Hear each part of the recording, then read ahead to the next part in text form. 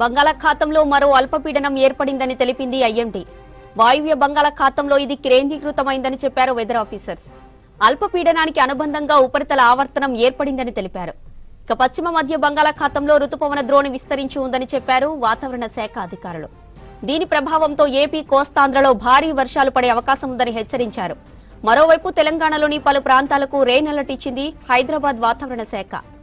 బంగాళాఖాతంలో మరో అల్పపీడనం ఏర్పడిందని తెలిపింది ఐఎండీ. వాయువ్య బంగాళాఖాతంలో ఇది కేంద్రీకృతమైందని చెప్పారు వెదర్ ఆఫీసర్స్. అల్పపీడనానికి అనుబంధంగా ఉపరితల ఆవర్తనం ఏర్పడిందని తెలిపారు.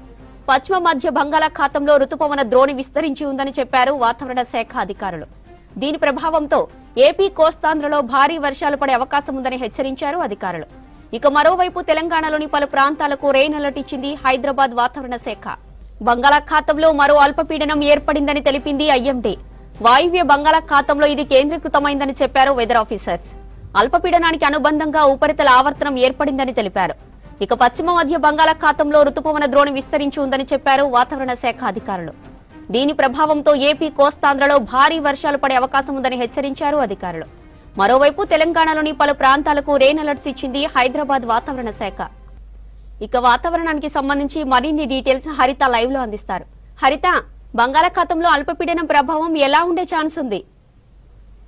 జ్యోతి, ప్రస్తుతం తెలంగాణ మీద అయితే వర్షాలు కంటిన్యూ అవుతున్నాయి. ముఖ్యంగా నిన్నటి నుంచి కొంత భారీ వర్షాలు చూసాం. ఈ రోజుకి అయితే కొంత తగ్గుముఖం పట్టిందని చెప్పుకోవచ్చు. ఈరోజు రాష్ట్రానికి ఎల్లో వార్నింగ్స్ ఇష్యూ చేసింది హైదరాబాద్ వాతావరణ శాఖ.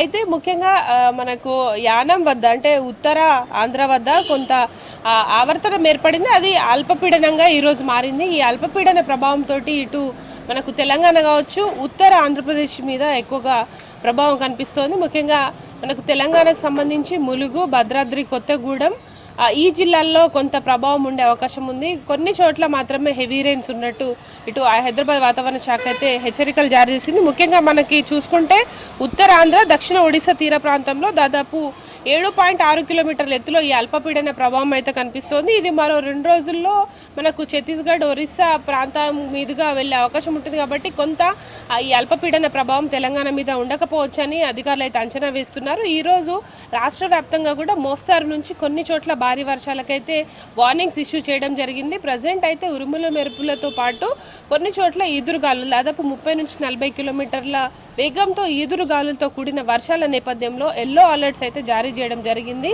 ఈ ప్రభావం మరొక 3 రోజుల పాటు ఉండే అవకాశం ఉంది. అయితే మనకు కొంత తెలంగాణ మీద వర్షాలకి సంబంధించి ఇంపాక్ట్ అయితే తగ్గిందని చెప్పుకోవచ్చు. ఎందుకంటే గత వారం చూసాము అత్యంత భారీ వర్షాలు కురిశాయి. అలాంటి వర్షాలు అయితే తగ్గుముఖం పట్టాయి. ఇది ఒక గుడ్ న్యూస్ అనే చెప్పుకోవచ్చు. రానున్న రోజుల్లో ఈ వర్షాల తీవ్రత అయితే మరింతగా తగ్గే అవకాశం ఉంటుంది. ఈ రోజు మోస్తారు వర్షాలు కురిసే ఛాన్స్ ఉంది. ఈ వర్షాల నేపథ్యంలో అయితే ఎల్లో వార్నింగ్స్ ఇవ్వడం జరిగింది. ఇక జిహెచ్ఎంసీకి సంబంధించి హైదరాబాద్లో కొంత మేఘావృతమైన వాతావరణం ఉంటూనే ఎండ కూడా మనకు కనిపిస్తోంది. ఈ రోజు అంతా కూడా పొడి వాతావరణం ఉంటుంది. రాత్రిపూట కొంత జల్లులు కురిసే అవకాశం ఉన్నట్టు కూడా అధికారులు చెప్తున్నారు. నిన్న హైదరాబాద్లో ఆల్ ఆఫ్ సైడ్ అయిన అర్ధరాత్రి నుంచి మనకు దాదాపు 10-11 గంటల ప్రాంతం నుంచి మొదలైన వర్షాలు కంటిన్యూస్గా తెల్లవారుజాము వరకు కూడా కొన్ని చోట్ల కురుస్తూనే ఉంది. దీంతో మనకు షేక్పేట్ కావచ్చు, రాజేంద్ర నగర్, అట్లాగే గోల్కొండ ప్రాంతంలో అత్యధికంగా 4 నుంచి 5 సెంటీమీటర్ల వర్షపాతం నమోదైంది.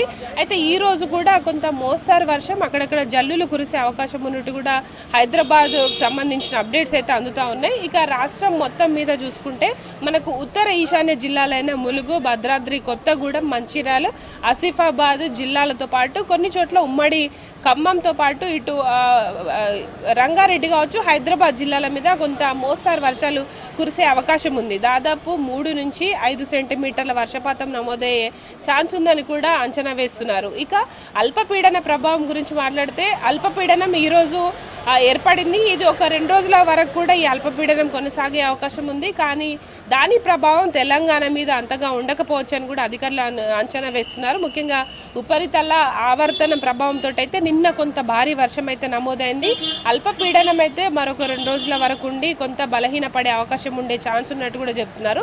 ముఖ్యంగా తెలంగాణ మీద ద్రోణి ఉపరితల ఆవర్తనం కారణంగానే ఈ వర్షాలు అయితే కొనసాగుతున్నాయి. ఈ రోజు అంతా కూడా రాష్ట్రం మీద మోస్తరు వర్షాలు ఉండనున్నాయి. దాంతోపాటు పాటు కొన్ని చోట్ల తేలికపాటి జల్లులు కురిసే ఛాన్స్ ఉన్నట్టు కూడా అధికారులు చెప్తున్నా ఉన్నారు. ఈ రోజు అయితే హైదరాబాద్ విషయానికి వస్తే పొద్దంతా కూడా కొంత పొడి వాతావరణం, అక్కడక్కడ జల్లులు కురుస్తాయి. సాయంత్రం పూట కొంత మోస్తారు వర్షం కురిసే ఛాన్స్ ఉంది. మొత్తంగా అయితే రానున్న 3 రోజుల వరకు కూడా తెలంగాణ రాష్ట్రం మీద చిరుజల్లులు, తేలికపాటి వర్షాలు అయితే కొనసాగే అవకాశం ఉంది. ఇది ప్రజెంట్ వెదర్కి సంబంధించిన ఇన్ఫర్మేషన్. Vote studio.